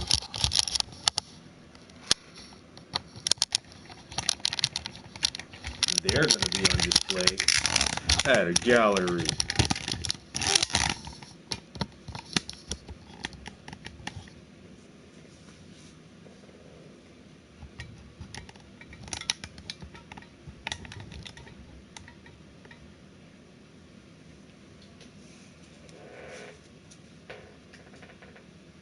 And I'm not going to start walking into a territory that I'm not, that I don't feel educated enough in to make a. No, I'm crazy. I'm uneducated. It's okay, but you know what? Somebody who's listening to this is going to get it. You guys are arrogant, and y'all need to stop beating up on people who use religion to get over some of their problems. There's nothing wrong with you helping those who reach out to you, but when they call in who are confused, religion might be something that's good for them. I like your show, though, and I'll continue to be a listener. You have a nice day. You too.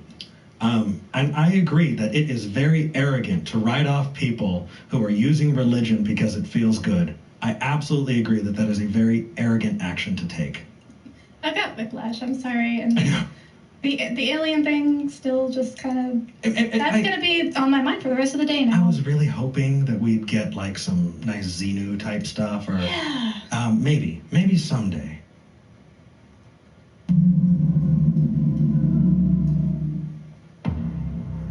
Parting with my friends was hard. Like RTM before, I chose to pursue my wild dream. What the fuck? I see the town that's to become my springboard for a leap across. My springboard.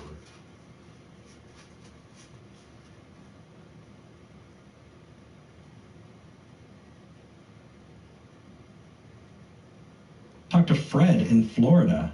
Hello, Fred. Fred in Florida. Hello, Eric. Hi, Dee. How are Hi, you? Eric. Hi, Very Ray. good. I'm very well, thank you. Thank You just want to get right into it?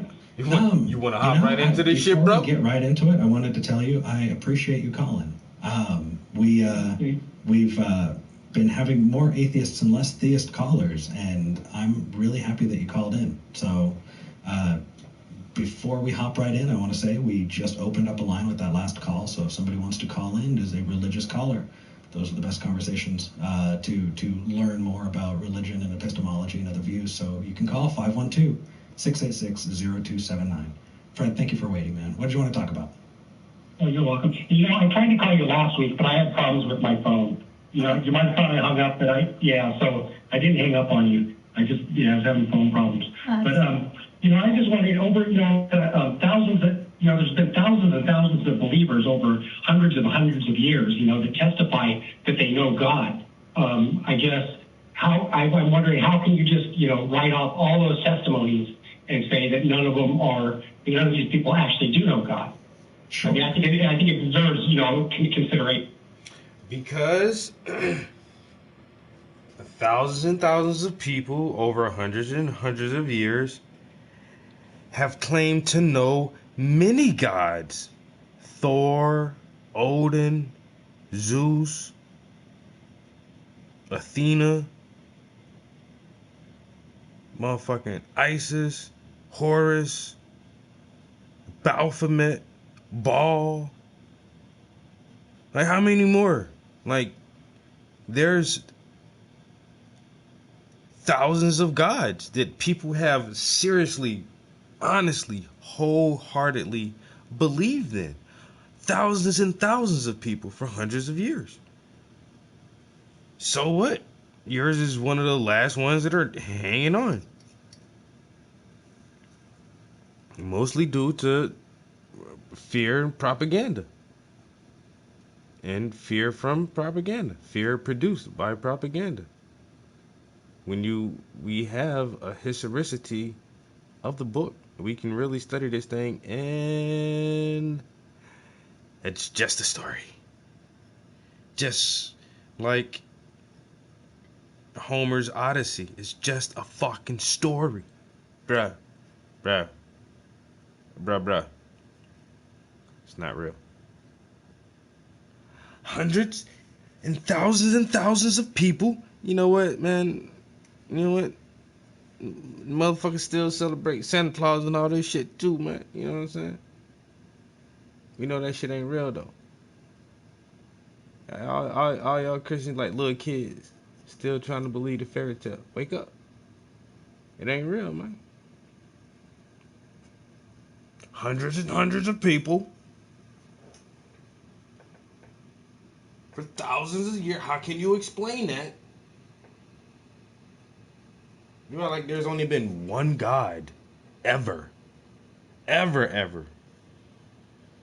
for all this time. Bruh.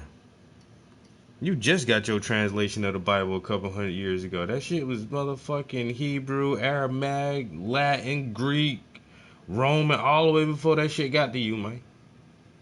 And now, cause you reading it in English, oh shit, this shit is real, son.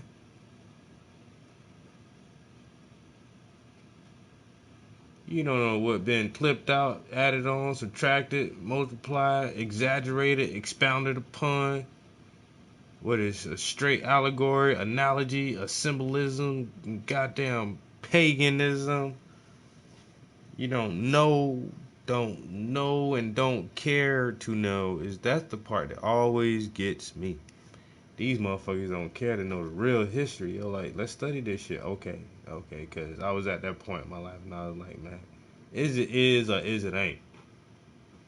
And I studied, and it ain't. Oh, man, you got goddamn.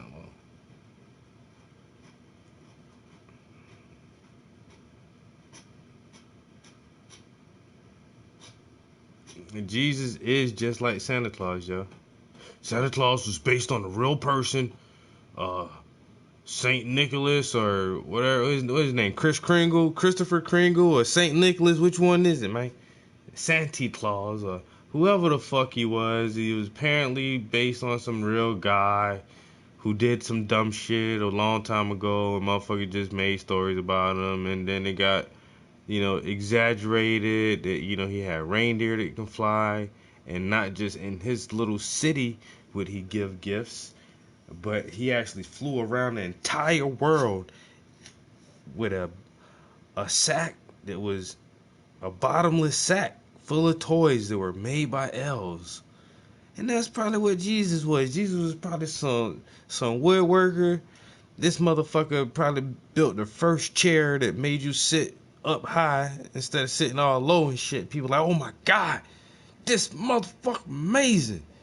You know what I'm saying? Probably spit a couple of bars on some real shit. Sometimes, like, man, we don't need material things. We are what we are. And motherfuckers just blow that shit out of proportion. Like, yo, he the son of God, yo. I swear to God, man, I see this motherfucker resurrected 3 days later. Holes and palms and everything. Walked on water. Multiplied bread and fish. Rose a nigga from the dead. Seen it with my own eyes. That's how everything go, man. Could he been a real person? Maybe. Did this nigga work miracles? Hell no. Was he the son of God? Most definitely not.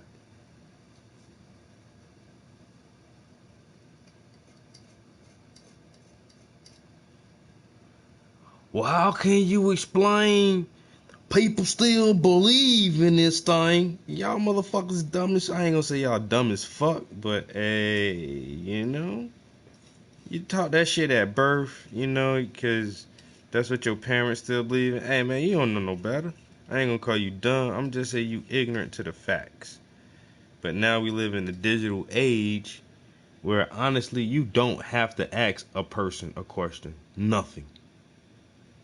You can Google and YouTube almost anything you want to fucking know. Swear to God, listen. Almost anything you want to know at all. You can Google that shit, yo. And the computer will tell you.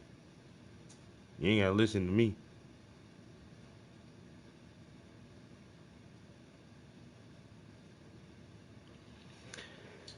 But people don't want to know the truth. Hey.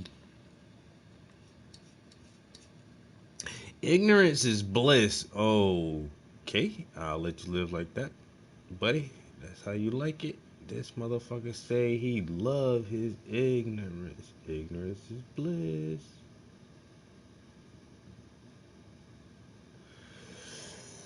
Ignorance is bliss.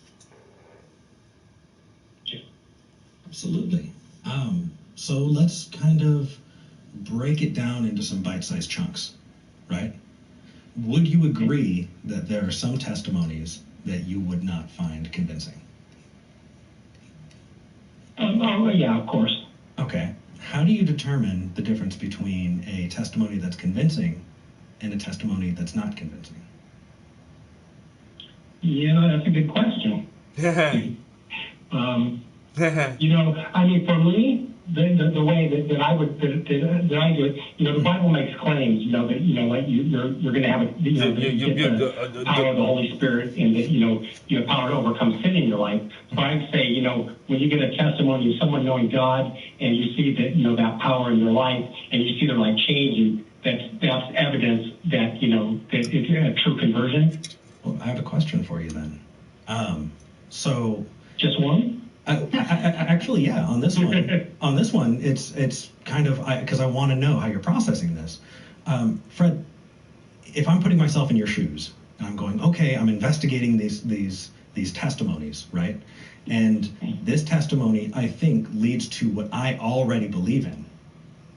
Then I would be extra suspect of it because I'd be afraid of confirmation bias. I'd be afraid that I'm just looking for things that make sense to my worldview and from my worldview, instead of giving it the same kind of rigor that I would something that might challenge it. So when you see somebody who gives a testimony that says that, oh, well, they're turning their life to Christ and, they're in this process, I think you'd probably agree with me that that may be true for some and that may not be true for others. And so again, well, yeah, I mean, as far, well, if you go into the church, you can, there are a lot of people that, have stories and testimonies of overcoming, drugs and alcohol addiction and, a lot of things in their lives, maybe, and change lives. So, and then there's, some that, gosh, they just keep going on the same, there is no change. So I guess, to me, the Bible, tells us that you receive the Holy Spirit and you have power to overcome the sin. So to me, I would think that that's evidence something really took place, rather than just a head knowledge. Do you think that somebody can overcome an addiction and not do that with the Holy Spirit? There's an awful lot of places that, for overcoming alcoholism or drug addiction or gambling, for all these things, they have all these places that are, just growing in number. So, and for people to just be, to not have to go to these things and to overcome their addictions, I find it pretty convincing. Well, I agree with that. I just want to follow the same adage that my mom told me growing up. If all my friends jumped off a bridge, would you jump off a bridge too? Just because something is popular doesn't mean it's true. And so, again, I'm asking you how you tell a legitimate testimony from an illegitimate testimony, because the reason why, ultimately, at least for me, I don't accept them is because I haven't come across a way to tell the difference between one that is and isn't true. And it kind of got to the point where I started to take this hard position, and it can never be true. Well, actually, I don't know everything. I don't know every testimony that's ever existed. And so then we have this show where people like you can call in and we can kind of investigate it together. You need a minute. And it helps when people are bringing it to you, because usually they're bringing their best. So. Okay. Well, no, go ahead. No, go ahead. Okay. So let me ask you: have you ever you've been to church and stuff? Haven't you ever met anyone that actually claimed to know Jesus, that they had been born again, and that their life did change? That was me. Yeah. Absolutely. That was you? Yeah. I mean, as far as I know, we both thought that at one point God was working in our lives and. In everything. Proof proof it was me. I just used the phrase that no one else outside of the church uses. Our walks were strong. Yeah, how was our walk? We definitely have been there. Yeah. You know, I mean, there's no doubt there's people in the church that, you know, they try to do the right things and stuff. And you know, I mean, you know, I'm not trying to put you down, but there are people that go to church and they haven't had that born again experience where they, you know, where they are born again, which actually makes a person a Christian. And they're going to church and they're trying to do the right things and they're, you know, but they really never have that life changing experience of, you know, when the Holy Spirit enters them and they have, you know, you know, do you understand what I'm saying? It's the no true gospel. There's a lot of people that are religious but don't really know the Lord, I guess is what it is. How do we tell the difference? Like I said, it's the people who, you know, and again, I've called you before and I told you, you know, God changed my life. And I, you know, when I go into church, I have friends that God changed their life. I had my best friend, he used to do drugs and he was a heroin addict and God delivered him from that. You know, and again, you know, I mean, he didn't go anywhere. He didn't go to a program. I mean, you saw, and there's, you know, there's testimonies like this throughout churches throughout the U.S. You know, it's not just an isolated incident. Right, and Fred, that people just don't overcome. Fred? Okay. It's okay. You're going, and I know that I'm going to totally lose track of a point, and so I just wanted to get that out so that we can continue. No, I understand. Fred, you wouldn't agree with all of those religions, would you? Would I agree with all the religions? Sure. Are you a Mormon? Without the religions, no. Right? But they have the same story, right? They can say the same thing. And also, it could be possible that somebody who believes that a God exists can use that to help them overcome that addiction. But that doesn't mean that the God exists. It just means that they believe it. And, you know, the power of the human mind to do that, you know, if that's a tool that somebody used, that might help in getting over addiction. I don't have the data in front of me, but you've even said that. You've seen it. And if that's the case, then that just means that they believed that God, but that doesn't mean that that God is real. It just means that they believed it, right? The plural of anecdote is not data. Yeah. Right? And so what we need to do is we need to find ways that we can reliably look at it and study it. Right, and if your criteria for who is actually born again are just the ones who affirm your interpretation of what it means to be born again, that's confirmation bias, and then that's subject to all kinds of fallacious thinking. So, that's what I get from what the Bible teaches. If I just made it up and said this is mine, but the Bible says you'll know them by their fruits. You know, when you have the fruit of the Spirit, love, peace, joy, patience, kindness, and, you know, they're not... Whoa, stop! Whoa! Love, peace, joy, patience, and kindness. Am I incapable of having those, Fred? I didn't say that. Oh, so... I never said that. Okay, so how do you... You're going somewhere where you're saying, don't say, because I think that the fruit of the Spirit, I'm not saying that you can't have that. Okay, so do I have the fruit of the Spirit? At times. Of course, but you know, all people are capable of these things. So I would like to own the good things that I do. Right? If I do something good in my life, why the hell would I not say, hey, you know, that was something good I did. I'm proud. I worked hard for that shit, nigga. I mean, what you're doing there is giving responsibility for doing actual good in your life to other people. And that kind of sucks, man. It that really just does. means that I like taking the credit.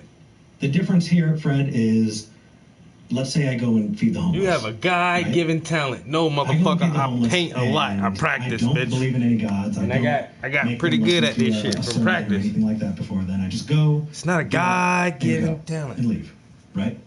And I compare that to somebody who goes and does the sermon and all of that, and you ask them, well, why did you do it?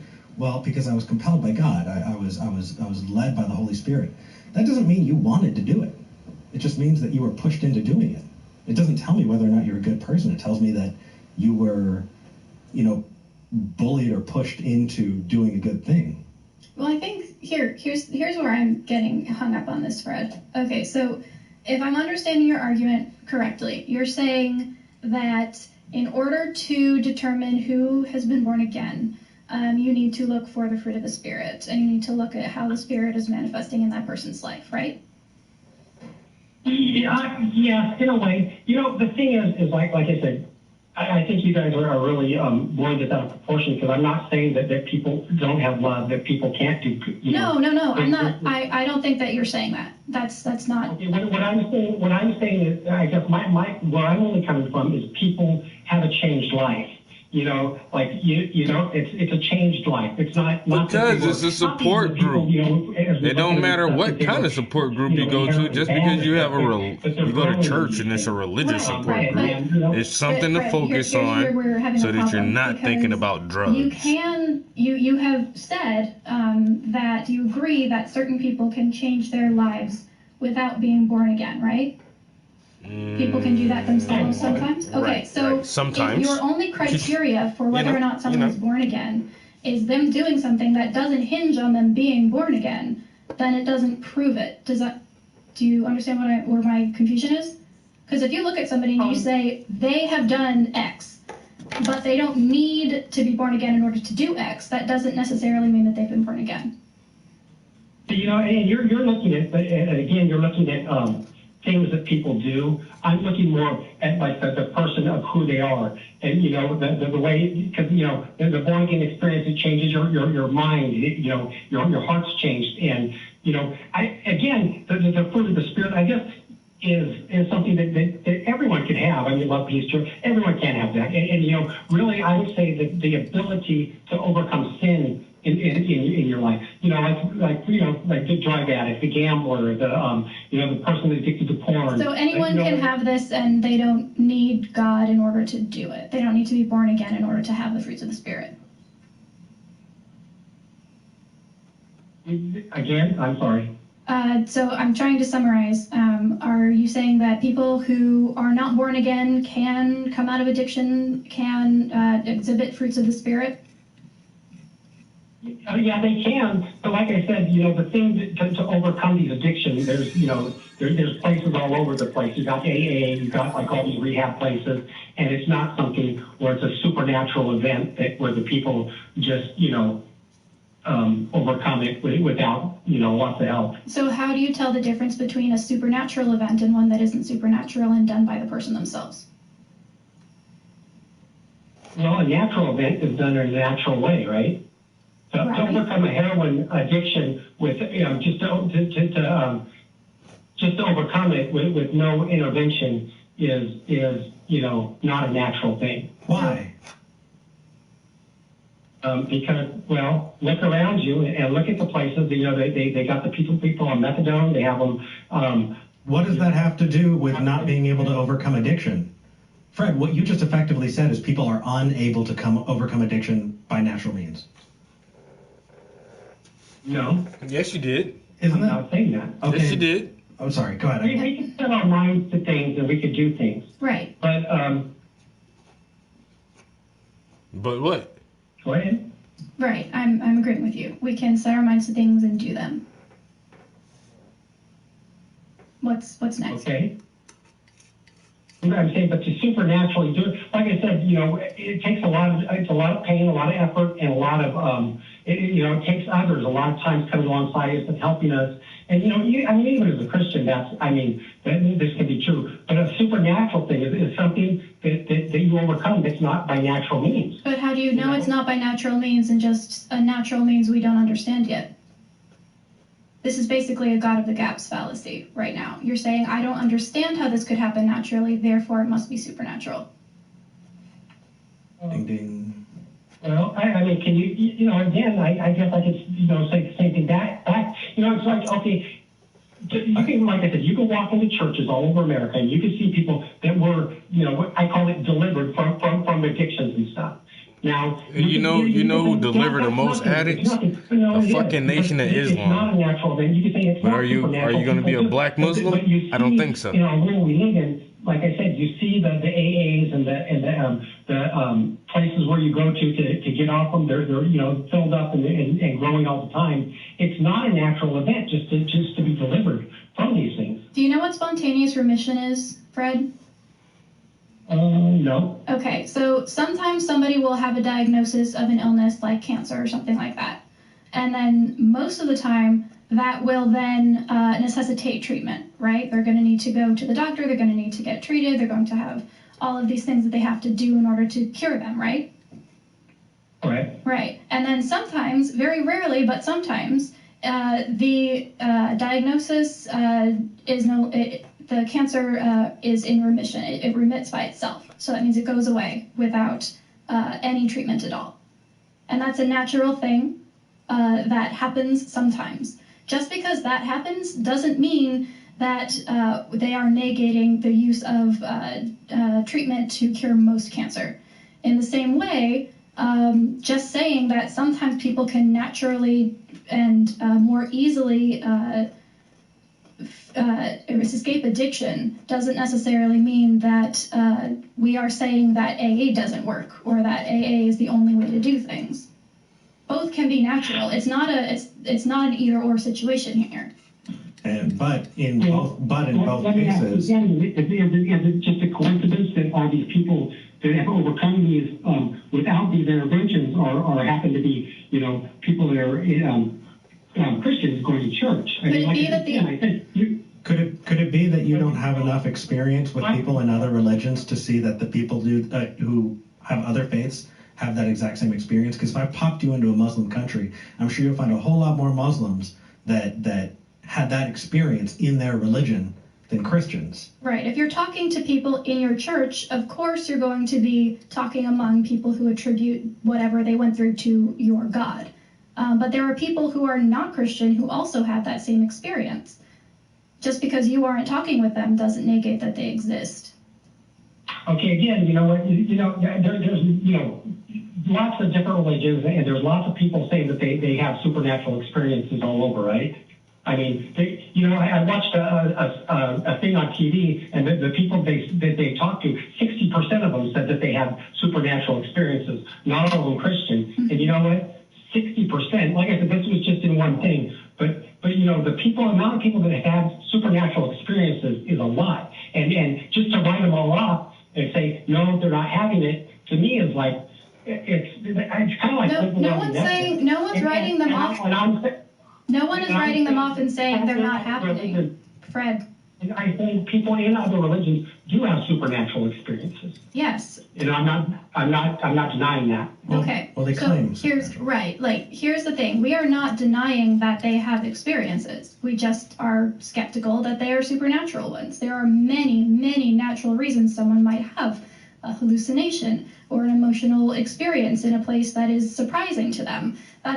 We are not saying that these people are lying. We're not saying that these people are making things up. We're saying that we are not convinced of the cause because the cause cannot be proven. But if you can prove it and show us that that's the case, we want to know.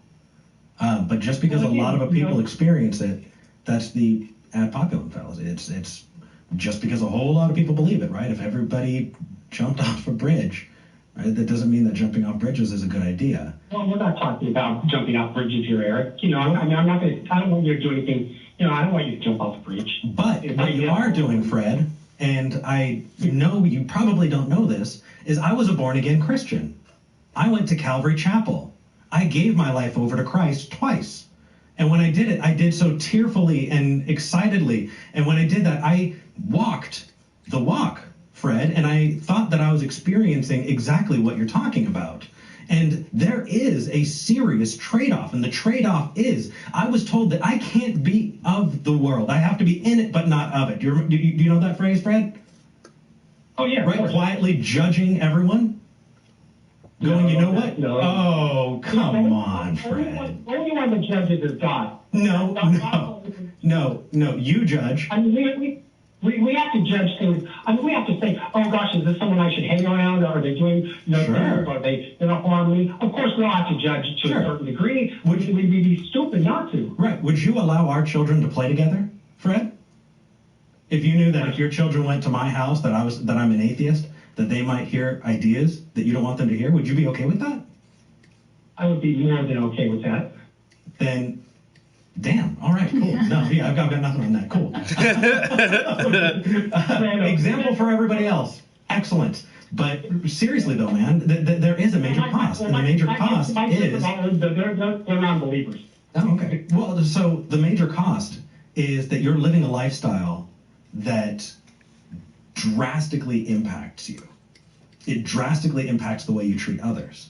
And it empowers people who are doing some bad stuff, Fred. Right? I just as an example, the Calvary Chapel, the church that I went to, take a look at the scandal that went around with our representative who had a direct line to the White House.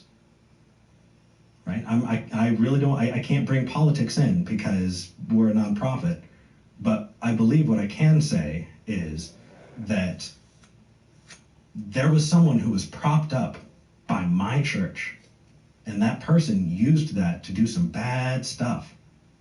So when you are propping that up, it can be nasty, right? But again, the Bible tells us that we're all, we're all sinners, and we're all going to do wrong things. And so when people, even Christians, when they do wrong things, it shouldn't be a surprise. Not a surprise to me. I do bad things. I'm not perfect. I'm far from it. And we're all growing and we're all learning every day. And it's not, none of us are above anything. I really don't think. And I think that you need to give yourself more credit. But Fred, we've been on this call for a while. This has been a really good conversation, though. Okay, I enjoyed it. Thank you. Yeah, call back. Thank you. And we get nowhere.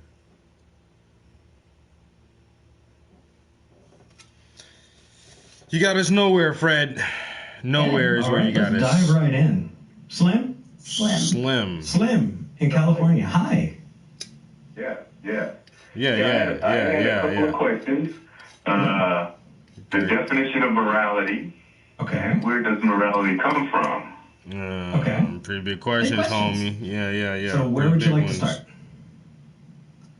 What is morality? Anywhere. So when you talk about the definition of morality, we can look morality up in the dictionary, or are you specifically talking about a definition that you'd like to use in this conversation? Oh no, I think it's general. I think most consensus would be, at least my understanding is dealing with right and wrong, just and unjust. And what the fuck did you call it? What's the definition of morality? Definition? Sure. Well, I mean... Or you can get a dictionary and read it off. Yeah, I mean, we can do that, and that's one way to go to a starting point. But I think that we would have to first talk a little bit about whether you mean objective morality, if you're referencing that, because just and unjust, right and wrong kind of feels like an objective morality definition. So are you talking about that, or more of a subjective concept? I believe it's subjective. Okay, well, so I just pulled up the definition. Principles concerning the distinction between right and wrong and good or bad behavior.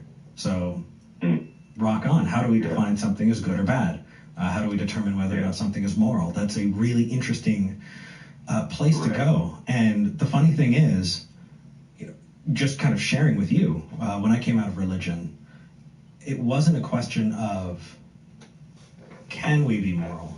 Because I looked around and I saw a world that's still having, altruistic behavior. I still see a world where people are helping each other and where there's kindness, compassion, empathy, and support. And so I wasn't wondering.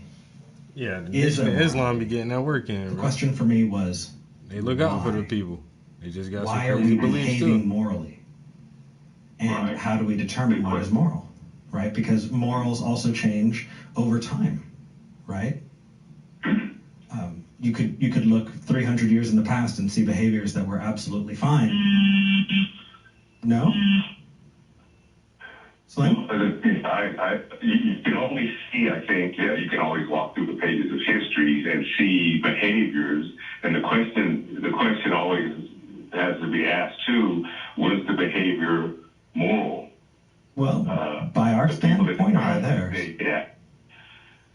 Oh yeah, I just interrupted you to say exactly what you were saying. Sorry, Slim. Yeah, and I think for me, at least in my dialogue, is that usually the social structure and laws, people that even when they know something is wrong, they go along with it for financial, for status, for whatever, and they'll hold stuff back. Because if they speak out against it, they'll be victimized or vilified. So laws have the power, even unjust laws, to force people that know something is wrong to go along with it, because you'll get benefits, rewards, or punishment based on the time that you're living in. So I may personally know something is wrong, but if I want to keep to pay my mortgage, I'll have to either quietly go along with it. In my heart, I know it's wrong, but I'll go along with it. And history has demonstrated that many times, or people that just deceive. I'm thinking of Barney Madoff. Sure. A moral person. I guess, yeah. I know, I got you. Slim, I'm kind of wondering what direction we're going here. That's why the second question is, where does morality come from? From us. And I believe it comes from God. Okay, how do you know that? Well, I base that on what I believe the scriptures teach. Okay, why do you believe that those are true? I'm sorry? Why do you believe that those should be relied on? Well, because I believe that God is true, God is just, God is loving, God is merciful. Okay. And God. So you're giving God a lot of qualities, but you're not actually demonstrating that it exists. I can say the same thing about a lot of other things, but I'm not going to condescend. Right? I'm not going to say Bigfoot has those qualities, because that's not a nice thing. But similarly, I don't have confidence that this thing exists, so why would I put qualities upon it? Right? Where I would start is by going, Slim, can you and I agree to moral judgments? Can you and I agree that rape is wrong? Yes. Okay, I did not need God for that. So why are you adding the extra scaffolding? We're already there together. I would say you don't have to necessarily believe in God to be moral, but I do believe that God has established, and that's where we would, I guess, part ways, that God has established morality. Otherwise, if you look at different cultures around the world, even today, their morality is different than American morality. Right. So people can do things that we would say is immoral, but they would say, well, that's just how we do it here. And they would consider themselves nice, decent people because they go to work, they'll help the lady across the street, they'll pay their bills. Slim, I've got a quick question for you. Because this is something I've had this conversation and I've never gotten an answer to this question. So if you have one, that's awesome. I'll try it. If we all access morality from the same point, if God has laid out what is moral and what is not, and we are all, as humans, interacting with that morality in some way, why are there so many different versions of what is right in the world? Why do different cultures think that different things are moral or immoral? If we all come from the same source, why aren't we interpreting that in the same way? Well, I believe, as I mentioned earlier, because social constructs in the society and the culture you live in, based on peer pressure, based on laws.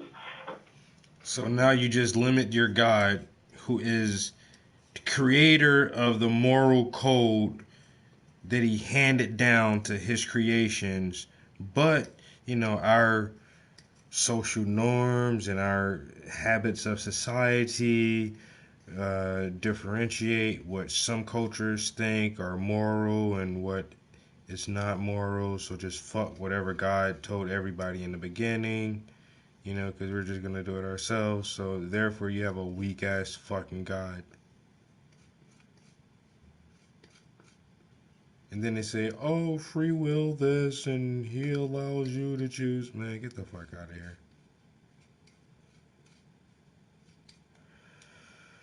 Oh, sounds like he's gonna be hemming and hawing in a little bit.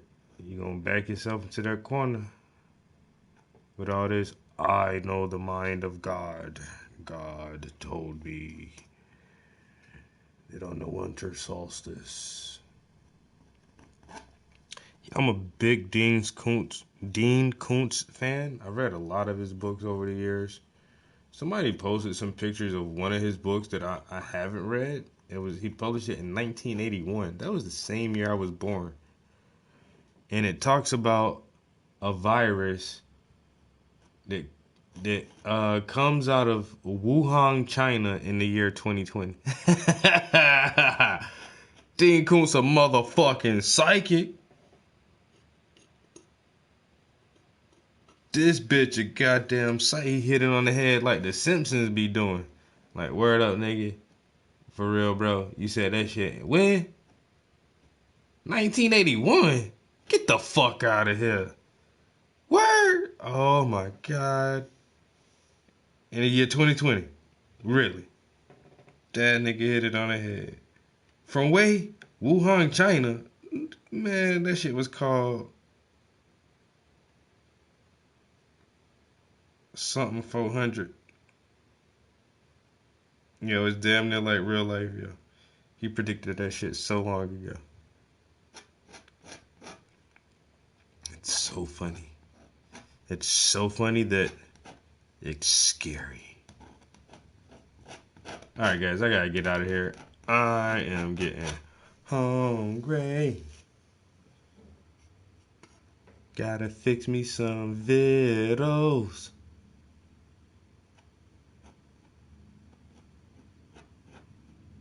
Soon as I can find a good stopping point.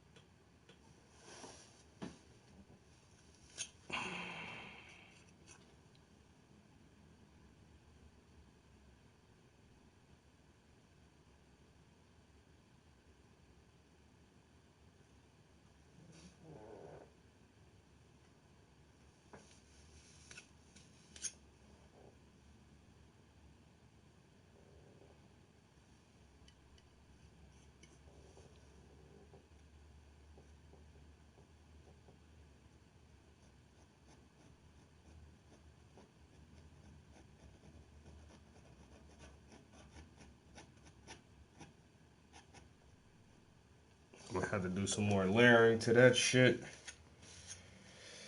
Oh, that knife work.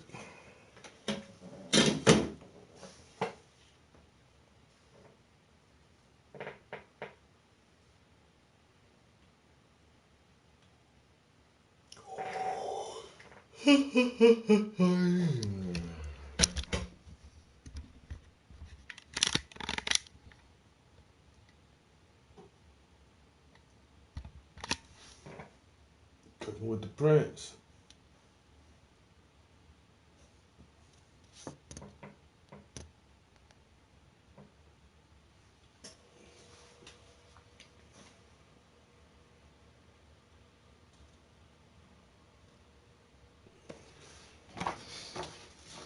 Honestly, bro, I don't even know what it is for dinner tonight. That's why I need to go down there now. Because I'm hungry and I'm not sure what I got to do to feed myself. Might have to go catch me a squirrel or some shit. With my blow dart.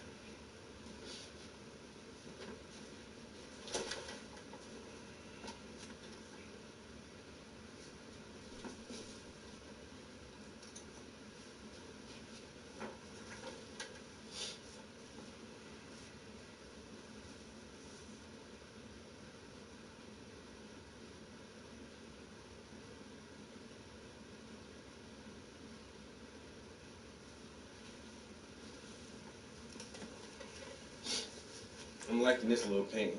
That shit hot.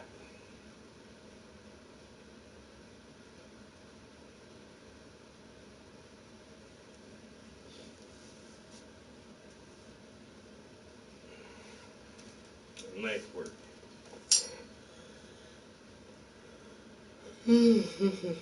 Alright, guys.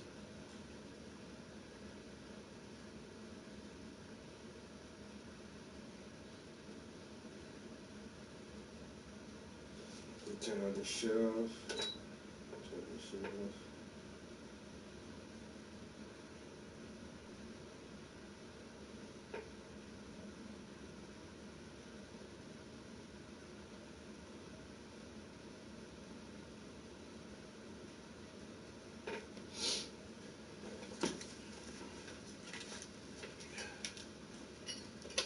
Catch y'all next time. Peace.